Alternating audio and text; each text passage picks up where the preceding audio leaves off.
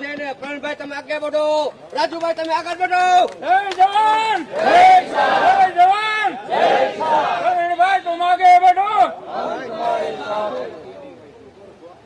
રોશનભાઈ please request છે, કોઈ પણ રાજકીય નેતા કે કાર્યકર આ માત્ર ને માત્ર ખેડૂતો માટે છે, ખેડૂતના દીકરા છે, પણ એ પ્લેટફોર્મ અલગ છે, આ પ્લેટફોર્મ અલગ છે. કોઈ વાંધો નહીં ભાઈ, તમે કન્ટિન્યુ. વક્રતુંડ મહાકાય સૂર્યકોટિ સમપ્રભ નિર્વિઘ્નમ કરુ દેવ મે સર્વ કાર્યેષુ સર્વદા. ઓમ નમઃ પાર્વતી પતિ હર હર મહાદેવ.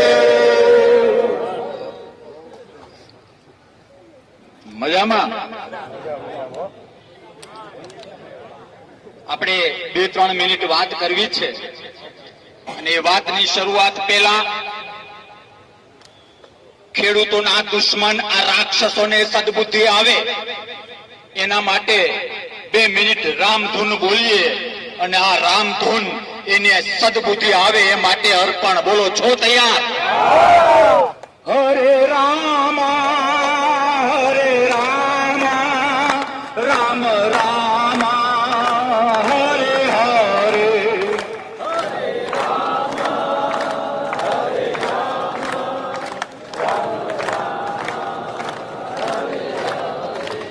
હરે કૃષ્ણ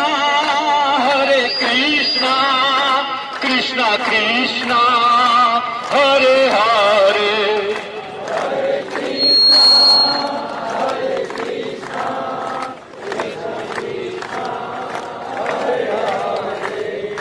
હરે રામ રામ રામ હરે હરે. દોસ્તી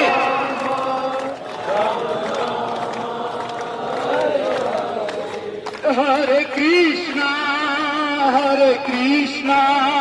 કૃષ્ણ કૃષ્ણ હરે હરે.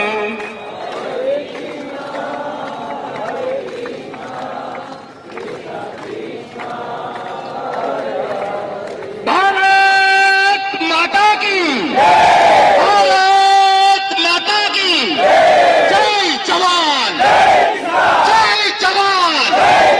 વંદે વંદે. 2-5 મિનિટમાં ટૂંકમાં વાત કરવી છે. પરેશભાઈ ગોસ્વામી એક સાધુનો દીકરો છે અને મારે તમને 2 હાથ અને ત્રીજું માથું જોડીને વિનંતી કરવી છે કે લગભગ 25 વર્ષથી આંદોલન કરતા આવીએ છીએ, ભૂખ હડતાલો કરી છે, વ્યક્તિગત દીકરીઓ ઉપર અન્યાય થયો હોય ત્યારે પણ લડ્યા છીએ, દેશના અનેક રાજ્યોમાં લડ્યા છીએ. બાપુ, ભૂખા રહેવાથી કઈ ના થાય, આ લોકોના પેટમાંથી છીનવી લેવું પડે ત્યારે ખેડૂતનો અવાજ બુલંદ થાય, ત્યારે ખેડૂતનો અવાજ બુલંદ થાય. ક્યાં સુધી ભાઈ બાપા કરીશું? તમને મારે એક રમત શીખવાડવી છે. રમત આપણે કબડ્ડી રમતા, ખબર? કબડ્ડી કબડ્ડી કબડ્ડી કબડ્ડી કબડ્ડી કબડ્ડી કબડ્ડી કબડ્ડી કબડ્ડી કબડ્ડી કબડ્ડી કબડ્ડી. ગાંધીનગર સરકાર સાંભળી લો, તમને બધાને 2 હાથ અને ત્રીજું માથું જોડીને વિનંતી કરવા આવ્યો છું કે નાની મોટી કોઈ પણ ચૂંટણી આવે અને મતદાન બૂથમાં જાઓ અને જો તમને ખેડૂત હોવાનો ગૌરવ હોય, મારો બાપ ખેડૂત હતો એનો મને ગૌરવ હોય, હું ખેડૂત છું એનો મને ગૌરવ હોય ને, તો મતદાન બૂથમાં જતા પહેલા પોતપોતાના ભગવાનનું, માલિકનું, ઈશ્વરનું નામ લઈને કબડ્ડી કબડ્ડી કબડ્ડી કબડ્ડી કબડ્ડી કબડ્ડી કબડ્ડી કબડ્ડી કબડ્ડી કબડ્ડી કબડ્ડી કબડ્ડી એક બટન ભૂલી જાઓ તો અને તો જ આ રાક્ષસો સમજશે, બાકી કઈ ભેગું નહીં થાય. મારા શબ્દો યાદ રાખો. મારે વાત કરવી છે સનાતન ધર્મની, મારે વાત કરવી છે રામ રાજ્યની. કોઈ રામાયણમાં, કોઈ રામના ચારિત્રમાં ક્યાં એવું જોયું છે કે દશરથ લિમિટેડ કંપની ક્યાંય જોયું છે? લક્ષ્મણ લિમિટેડ કંપની ક્યાંય જોયું છે? ભાજપ સરકારને મારે કેવું છે, અને ભાજપ શબ્દ એટલા માટે વાપરીએ છીએ કે ત્યાં રૂલિંગમાં છે એટલે. મારે આ બધાને નહીં ગમે, પણ તમારા વિશ્વાસથી કેવું છે, ભાજપ જાય તેલ પીવા, કોંગ્રેસ જાય તેલ પીવા, આપ જાય તેલ પીવા. મારે ખેડૂતોની વેદના સાંભળવા માટે અને ત્યાં સંભળાવવા માટે જવું છે. મારે એક નેતાને કેવું છે, મારે એક નેતાને કેવું છે કે તમારું રાજકારણ હાથ વખત મુકાવ્યા જાય, અને જે માણસ, જે વ્યક્તિ ખેડૂતની વેદના ન સમજી શકે, ખેડૂતનો પરસેવો ન સમજી શકે, અને જો હું ખેડૂતના પરસેવા ઉપર રાજકારણ કરવા જાઉં તો કરશન બાપુ કઈ પણ હોઈ શકે, પણ મારા પેટનો ના હોઈ શકે. એ કેવા વખતે તમને આવ્યા છીએ. તમને મને ટેવ પડી ગઈ છે કે પાલભાઈ લડે છે તો લડો, પરેશભાઈ લડે છે તો લડો, પરેશભાઈ લડે છે તો લડો. એમના બાપાએ હું આપણા માટે એને પેદા કર્યો. પરેશભાઈ મારા તો મિત્ર છે, સાધુનો દીકરો છે. ખેતીમાં સાધુ, આપણા ગામમાં સાધુનું ઘર હોય તો આપણે એને ખવડાવવું હોય, હા કે ના? અને તમારા માટે આ નીકળે. આપણે એવા કેવા માય કાંડલા કે સાધુના દીકરાને આગેવાની કરવી પડે. એને કઈ થઈ ગયું ને તો ક્યારે માવઠું પડશે એ ખબર નહીં પડે ને ખોબા થોડા ઘણા છે એ ઉપડી જાય. આ યાદ રાખજો, આ યાદ રાખજો.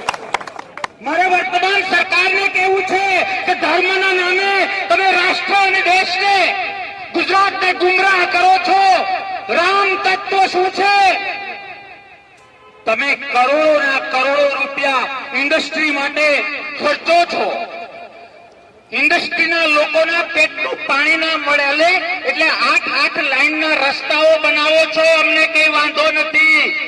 એ લોકો વેમમાં છે, વેમમાં કે અમારી પાસે શહેરોના મત છે, પણ એને કહેજો કે શહેરોનું જે સ્ટાર્ટર છે ને, જે મેઇન સ્વિચ છે ને, એ ગામડામાં છે, ગામડામાં છે, ગામડામાં છે. અને તમે અને હું, મારે ના કહેવું જોઈએ પણ કહું, જો આ માણસની સાથે ન રહ્યા, અરે મારા બાપ દીકરો બાપ જયારે દીકરાની સગાઈ કરે ને તો એમાં એનો સ્વાર્થ હોય છે. ભાઈ ભાઈને મદદ કરે ને તો ક્યાંય એનો સ્વાર્થ હોય છે. મારે ના કેવું જોઈએ, કહીએ અમે આવ્યા, અમે બોલીએ, તમને સાંભળવું ગમે, થનગનાટ થાય, હા કે ના?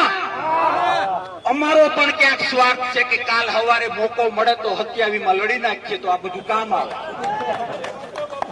હા કે ના? એક પરેશભાઈ ઉભા થાવ. આ એક મળદનો દીકરો એવો છે, આ મળદનો દીકરો એવો છે જેને જાહેરમાં કહ્યું છે, જેને જાહેરમાં કહ્યું છે કે ચૂંટણાની 1, 2 ને 3 મારો ખેડૂત એ મારો ભગવાન છે, એને વધાવો, એને વધાવો. બધા જેવું કોઈ આગ પ્રગટાવે એટલે પોતપોતાની રીતે પકડિયા લઈને આવી જાય. હું ઢોકરા પકવી લઉં, કોઈ ભજીયા પકવી લે. મારે આ મીડિયા છે નહીં તો હજી તમારી તો તમે આ પકવી લ્યો, આ પકવી લ્યો, આ પકવી લ્યો. આ નહીં, એ આગ યજ્ઞની છે, એ આગ યજ્ઞની છે. અને એટલા માટે 2 હાથ અને ત્રીજું માથું જોડીને વિનંતી કરું છું કે ચૂંટણી આવે ત્યારે કબડ્ડી રમજો, કબડ્ડી. અને કોઈ બીજેપીનો ભાઈ તમારી પાસે આવે તો એને કહેજો કે જે ધર્મના નામે તમે વાતો કરો છો તો રામ તત્વમાં જે રહેલું છે એ આ જીવતો જાગતો ભગવાન, આ ખેડૂત, આ જગતના તાતનો ન થાય, એ કોઈનો ન થાય.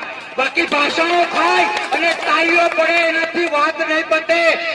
જ્યારે આવા પરેશ બાપુ જેવા અવાજ બુલંદ કરે, તમને અમને બધાને ક્યાંક આટીમાં આવીએ તો જેટલી ગાળો દેવી હોય એટલી દેજો, પણ આ નિસ્વાર્થ ભાવે ખેડૂત માટે નીકળો છે એ પાછો પડશે ને તો તમને મને પાપ લાગશે, પાપ લાગશે, પાપ લાગશે. બસ વિશેષ કઈ નથી કહેવું. આપણા બધાના કલ્યાણ માટે અને સરકારને સદબુદ્ધિ માટે ભોળાનાથને યાદ કરીને મારી વાત પૂરી કરું છું. ઓમ નમઃ પાર્વતી